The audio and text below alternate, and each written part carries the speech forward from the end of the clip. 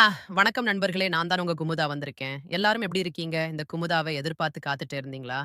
இன்னைக்கு நாம ஒரு அருமையான கதைய பத்தி தான் பார்க்க போறோம். நம்ம சேனல சப்ஸ்கிரைப் பண்ணி வச்சுக்கொள்ளுங்க. அடுத்தடுத்து நெறைய புது புது கதைகள் வரவுள்ளது. இந்த கதையில எனக்கு தெரிந்த ஒருவன், அவனுடன் ஆடு மேய்க்க வந்த மேகலா, இன்னும் ஒரு அழகிய தேவதையை எப்படி கரெக்ட் பண்ணி அவளுடன் விளையாடினான் என்ற ஒரு உண்மை. கதையை கூறுகிறேன் கேளுங்கள். இந்த உண்மை கதையை உங்களுடன் பகிர்ந்து கொள்வதில் மிகுந்த மகிழ்ச்சி அடைகிறேன். இந்த கதையை அவன் சொல்லுவது போல தான் சொல்லப் போகிறேன். இந்த கதை முழுவதும் நீங்கள் கொஞ்சமும் எதிர்பாராத ட்விஸ்ட்டுகளாக தான் இருக்கும். கதை சூப்பராக இருக்கும்.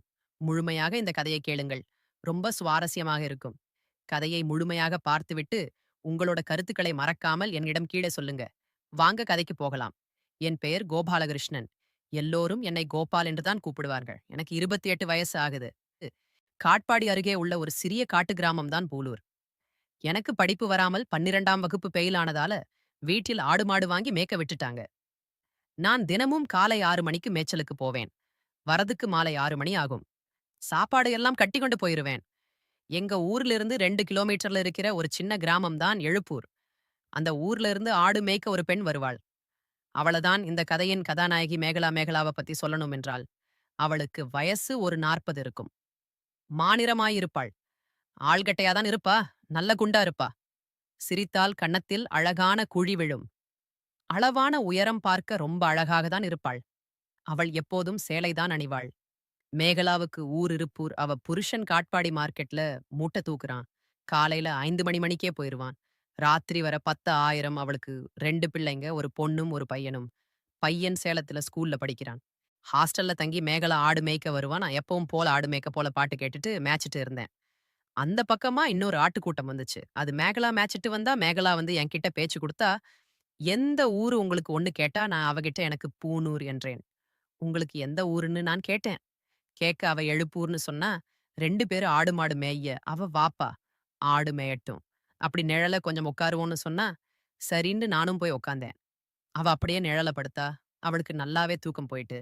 நான் அவள கேசவலாக பார்க்க, அவள் தூங்கும்போது ரொம்ப அழகாக இருந்தாள். அவள் மீது எனக்கு முதலில் ஆசை வரவில்லை. நான் அத சாதாரணமாக எடுத்துட்டு விட்டுட்டேன்.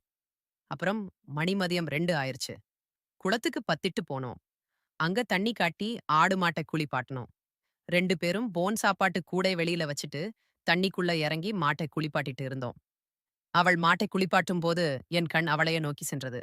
அவள் சேலையை தூக்கி செருகி இருந்தாள். நான் அவளையே பார்த்து கொண்டிருந்தேன். நான் பார்ப்பதை அவள் கண்டுவிட்டாள். என்ன அப்படி பார்க்கிறேன் என்று கேட்டாள்.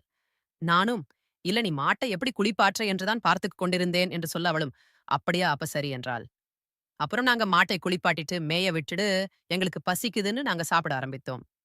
அவள் சாப்பிடும் பொழுதும் நான் அவளையே பார்த்துக் கொண்டிருந்தேன். அவள் எது செய்தாலும் எனக்கு அது அழகாக தான் இருந்தது. நான் என்னை அறியாமலே அவளை ரசிக்க ஆரம்பித்து விட்டேன். அப்புறம் நைட் தூங்கும்போது அவளையே நினைச்சிட்டு இருந்தேன். எனக்கு அதுக்கப்புறம் தான் அவள் மேல ஒரு ஆசை வந்தது. இவளை எப்படியாவது மடக்கி விளையாடி விட வேண்டும் என்று முடிவு பண்ணேன். அதுக்கு என்ன செய்யலாம் என்று யோசித்துக் கொண்டிருந்தேன். அப்பதான் ஒரு யோசனை தோன்றியது. முதல்ல அவன் நம்பரை எப்படியாவது வாங்கி எடுத்துறணும்னு தோணியது. அடுத்த நாள் வழக்கம் போல மேய்க்க போனேன். 6 மணிக்கு காலையில 10 மணி 30 நிமிஷம் ஆயிடுச்சு. அவ வந்தா, நான் என்ன இவ்வளவு நேரம்னு கேட்டேன். அவ வீட்ல வேலைன்னு சொன்னா வழக்கம் போல போய் உக்காந்தோம். என் ஃபோன்ல டவர் இல்ல உங்க ஃபோன் குடுங்க. எனக்கு ஃபோன் போட்டு பாப்போம்னு சொன்னேன். அவளும் குடுத்தா என் ஃபோனுக்கு போட்டு நம்பர் எடுத்துட்டேன். அப்புறம் என் கிடாரி ஆடு, அவ ஆட்டை விரட்டிக்கிட்டு இருந்தது. நான் அத விரட்டி விட்டேன். அவ சும்மா அத ஒண்ணும் பண்ணாதன்னு சொன்னா, நாய் தான் சாக்கணும் என்ன உங்களுக்கு குட்டி வேணுமான்னு, அவகிட்ட மெதுவா பேச்ச போட்டு அப்படி பேச ஆரம்பிச்சேன். ஆனால் அவ பதில் ஒண்ணும் பேசல. அப்புறம் வழக்கம் போல குளத்துக்கு போறதற்கு மேய்க்க மணி 5 ஆயிருச்சு. அவ கிளம்பி போயிட்டா, நானும் வீட்டுக்கு வந்து பார்க்கேன். என் கிடாரி ஆட்ட காணோம். இதான் சாக்குன்னு அவளுக்கு 8 மணிக்கு போன் போட்டேன். அவ எடுத்து ஹலோ யாருன்னு கேட்டா, நான் தான் ஆறுமுகம்னு சொன்னேன். அவ என்ன சொல்லுங்கன்னு சொன்னா, நான் என் கிடாரி உங்க ஆட்ட விரட்டிட்டு இருந்துச்சு. அதான் அங்க வந்துச்சான்னு கேட்கலாம்னு எடுத்தேன் அப்படின்னு சொன்னேன். அவ இருந்தப்பான்னு சொல்லிட்டு, ஆமா இங்க தான் நிக்கு நாளைக்கு பத்துட்டு வாரேன்னு சொன்னா, நானும் உங்க ஆடு நல்ல கிடாரி மாட்டுனதும் வழச்சி போட்டுருச்சு. இன்னும் விடல. நல்லா தாங்கும் போலன்னு சொல்ல, அவ உங்க ஆடு தான் பின்னாடியே வந்திருக்கும்னு சொன்னா, கதை அப்படியே கொஞ்சம் கொஞ்சமாக வளர்ந்தது. என்ன சாப்பிட்டாச்சான்னு கேட்டேன். அவ இனிமே தான் வேலை முடிஞ்சு குளிக்க போறேன்னு சொன்னா, இப்பதான் குளிக்க போறீங்களா கேட்டு பேசிட்டே இருந்தோம். மணி 9 ஆயிருச்சு நாளைக்கு பேசுவோம். நான் குளிக்கணும்னு அவ வச்சுட்டா அடுத்த நாள் மேய்க்க வந்தா இந்தாங்க உங்க கிடாருன்னு சொன்னா. நான் அவகிட்ட வேணும்னே எப்படி நம்ம கிடாரின்னு கேட்டேன்னு அவ சிரிச்சா விடிய விடிய கிடந்திருக்கு போலன்னு கேட்க, அவ ஆமா. 2யும் ஒரு தட்டி உள்ள போட்டு அடைச்சுட்டேன்னு சொன்னா. அப்ப நல்ல வேலை தான்னு சொன்னேன். அன்னைக்கு இரவு வீட்டுக்கு போயிட்டு, இன்னைக்கு எப்படியாவது பேசணும்னு ஃபோன் போட்டேன் அவளுக்கு. அவ எடுத்தா நான் வேணும்னே இன்னைக்கு கிடாரி வந்துச்சா? கேட்டேன். அவ இல்ல இல்லைன்னு சொன்னா, அப்படியா அட இங்க தான் நிக்குது. நான் தான் சரியா பார்க்காம ஃபோன் போட்டேன்னு சொன்னேன். அவ அப்படியான்ட்டு சொன்னா, அப்புறம் குளிச்சாச்சான்னு கேட்டேன். அவ இன்னைக்கும் சரியாக குளிக்க போகும்போது ஃபோன் போட்டீங்கன்னு சொன்னா. அப்புறம் அவள விடாம அததுன்னு பேசிட்டே இருந்து மணி 9 ஆயிடுச்சு. இன்னைக்கும் நாளைக்கு பாப்போம்னு வச்சுட்டா. அடுத்த நாள் நான் மேய்க போயிட்டேன். அவளும் வந்தா, நான் அவகிட்ட அந்த கருவேட மர காட்டுக்குள்ள நல்ல மேயும் புல்லு கிடக்கு அங்க போன்னு சொன்னேன்.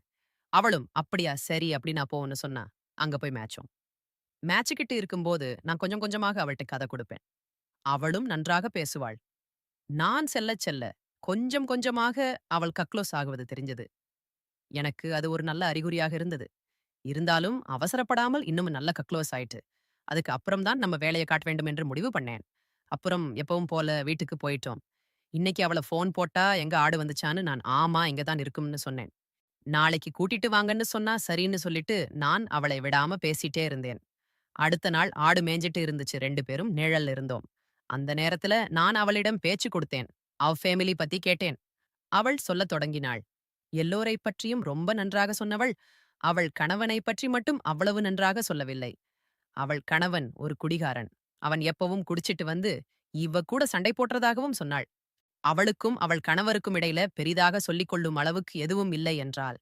இருவரும் பிள்ளைகளுக்காக தான் ஒன்றாக வாழ்வதாக சொன்னால், எனக்குள் ஒரு சந்தோஷம். அவள் எல்லா விஷயங்களையும் இவ்வளவு ஓப்பனாக சொல்றாள் என்றால், அவளுக்கு நான் ரொம்ப கக்ளோஸ் ஆயிட்டேன் அப்படின்ட்டு தானே அர்த்தம்? ஒரு பெண் அவளுக்கு தூரமாக இருக்கும். ஒருவரிடம் இப்படி அவள் வாழ்க்கை விஷயங்களை சொல்ல மாட்டாள். அப்போ இன்னும் கொஞ்சம் கொஞ்சம் ட்ரை பண்ணா, இவள நம்ம வழிக்கு கொண்டு வந்துடலாம் என்று தோணியது. நாட்கள் செல்ல செல்ல எல்லாம் சரியாக கூடி வரும் என்று எனக்கு தோணியது. அப்புறம் 2 பேரும் குளத்துல போய் மாட்டை குளிப்பாட்டிட்டு வந்தோம். திரும்ப மேய்ச்சிட்டே இருந்தப்போ, அங்கே இன்னொரு ஆட்டுக்கூட்டம் வந்துச்சு. அது அவங்க ஊர்க்காரி தான். அவ பேர் லக்ஷ்மி. அவ வந்து மேகலா, "என்ன இங்க தான் மேய்க்க வருவியான்னு?" கேட்டு பேசிட்டு இருந்தா. மேகலா, "ஆமா அக்கான்னு" பேசிட்டு இருந்தா. அப்புறம் மணி 5 ஆயிடுச்சு போயிட்டாங்க.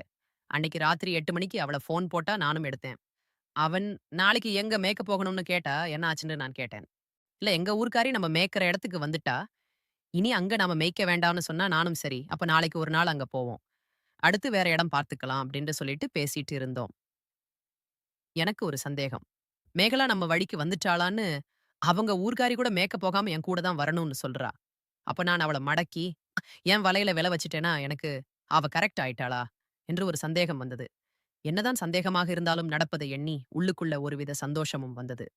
நான் அடுத்த நாள் எப்பவும் போல 6 மணிக்கு போனேன். மேகலாவும் 6 மணிக்கே வந்துட்டா, "என்ன சீக்கிரம் வந்துட்டீங்கன்னு?" கேட்டேன். அவ சும்மா தான் வீட்ல என்ன வேலை இருக்க போது, 6 மணிக்கு வரக்கூடாதான்னு கேட்டா, எனக்கு உள்ளுக்குள்ள சந்தோஷம். நான் அப்படியெல்லாம் இல்ல, கண்டிப்பா வரலாம் என்றேன். எங்க 2 ஊருக்கு வடக்குல 5 கிலோமீட்டர்ல ஒரு மலை இருக்கு. அங்க யாரும் வரமாட்டாங்க. நான் மேகலா கெட்ட நாளைக்கு அங்க போவோம்னு சொன்னேன். அவளும் யாரும் வரமாட்டாங்களான்னு கேட்டா, அவள் இப்படி கேட்டதும் எனக்குள் மறுபடியும் ஒரு சந்தேகம் வந்தது. இவள் உண்மையில் மணங்கிட்டளோ என்று தோணியது. நானும் யாரும் வரமாட்டாங்கன்னு சொன்னேன். குளம் இருக்கு, அங்கேயே தண்ணி காட்டிக்கலாம் சொன்னேன். அவளும் சரின்னு சொல்லிட்டா. அன்னைக்கு ராத்திரி 8 மணிக்கு திடீர்னு மேகலா போன் போட்டா. நான் என்னன்னு கேட்டேன். அவ அதுக்கு சும்மா தான் எடுத்தேன். ஏன் எடுக்கக்கூடாதான்னு கேட்டா எனக்கு ரொம்ப சந்தோஷம். சீக்கிரமாக அவளை நான் அனுபவிக்கப் போகிறேன் என்கிற ஒரு மகிழ்ச்சிதான். அவ பேசிட்டு இருந்தா காலையில சீக்கிரம் வர சொன்னா, அடுத்த நாள் மாலை அடிவாரத்துல மேய்ச்சிட்டு இருந்தோம். வழக்கம் போல இல்லாமல், அவள் என்னை அடிக்கடி பார்ப்பதை நான் உணர்ந்தேன். எனக்கு அப்போது புரிந்தது. சரி, இவள் நமக்கு கரெக்ட் ஆயிட்டா, இவளை இன்னைக்கு அனுபவிச்சலாம் என்ற நல்ல வாய்ப்புக்கு எதிர்பார்த்துட்டு இருக்கும்போது, மணி 1 நாள் இருக்கும். திடீர்னு ஒரு இடி இடித்தது. அவள் உடனே திடுக்கிட்டுக் கொண்டு பயத்தில் என்னை கட்டிப்பிடித்தாள். நான் அதை கொஞ்சமும் எதிர்பார்க்கவில்லை. நானும் இதான் ஷான்ஸ் என்று பதிலுக்கு கட்டிப்பிடிக்க அவள் எதுவும் சொல்லவில்லை. நான் இந்த வாய்ப்பை பயன்படுத்த எண்ணி கொஞ்சம் தைரியம் வரவழைத்துக் கொண்டு அப்படியே ஒரு முத்தம் கொடுத்தேன். அவள் கோபப்பட்டு என்னை திட்டுவாள் என்று நினைத்தேன்.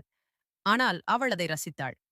அப்போது எனக்கு புரிந்துவிட்டது. அவள் எனக்கு மடங்கிட்டாள் என்று பின் நான் சிறிதும் தாமதிக்காமல் என் ஆட்டத்தை ஆரம்பித்தேன். அவளும் எனக்கு கொஞ்சம் கொஞ்சமாக ஈடு கொடுக்க ஆரம்பித்தாள்.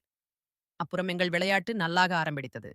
சில்லின காற்று கருமேகம் சூழ்ந்த வானம், அருமையான காலநிலை என்று எங்கள் ஆட்டம் அருமையாக நடைபெற, இயற்கையே ஒரு பெரும் துணையாக அமைந்தது.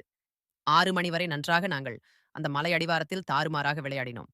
நன்றாக விளையாடிவிட்டு அப்புறம் அவள் வீட்டுக்கு போயிட்டாள். அன்றிருந்து இன்று வரை எங்கள் தொடர்பு சென்று கொண்டே தான் உள்ளது. இது கடைசி வரைக்கும் சென்று கொண்டே தான் இருக்கும். இது போன்ற சுவாரஸ்யமான கதைகளை கேட்க எங்களது சேனலை சப்ஸ்கிரைப், லைக், கமெண்ட், ஷேர் பண்ணுங்கள். குமுதாவுக்கு பிடித்த நபர்களில் நீங்களும் ஒருவராகுங்கள். அடுத்து இது போல ஒரு அருமையான கதையோடு உங்களை சந்திக்க வருகிறேன். நான் உங்கள் தேவதை குமுதா. நன்றி. இசை.